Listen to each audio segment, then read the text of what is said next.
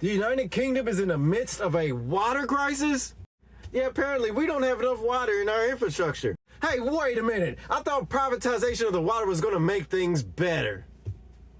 Oh, like the trains? Yeah. The three main problems: infrastructure issues, immigration, and you know what's next. They throw it in on everything. Climate change. If you fart in the wind, they'll say it's because of climate change. They say everything's because of climate change. Now with the climate change one, maybe, but I've been living here for quite some time, and I've noticed about every 5 or 6 years there's a drought.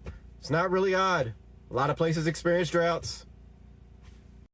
2, the immigration thing should be obvious. That's why she'd only let so many people in. Because the main issue you have is the infrastructure you're going to need to support the people, and then the tax return on them working. It's just, those things take time. They just take time.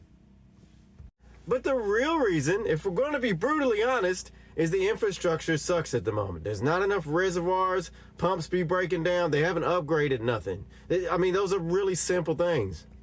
And also, things aren't designed to collect water efficiently as they could be. Because you got to think, there's cities in the States like Phoenix, Arizona, and Las Vegas that have found a way to reuse water they're very efficient with water. There's ways to be more efficient, and unfortunately, the UK isn't as efficient because it hasn't ever needed to be. Well, until now.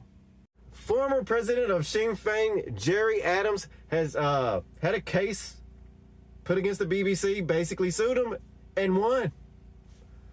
They done a documentary on him like 9 years ago, basically saying he put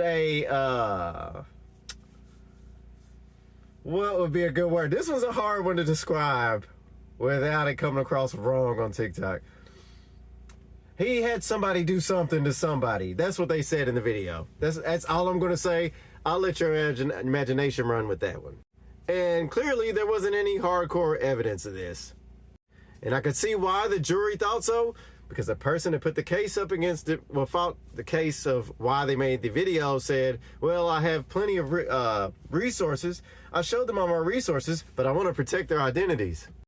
Which is fair, but there's one slight problem with that. If you can't show us who told you, and we can't look into who they are, how do we know their claims are even valid?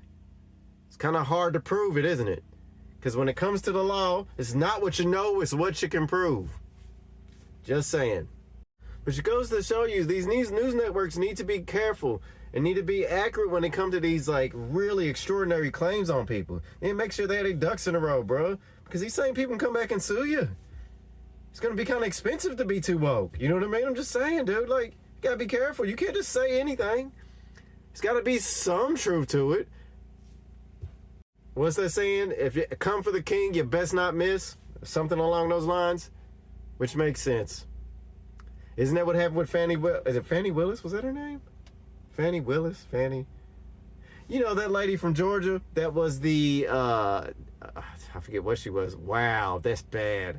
I just know she tried to take Trump down so he couldn't run for president. And they found out she was corrupt as a letter S, or crooked as a letter S, rather. I think it's Fannie Willis.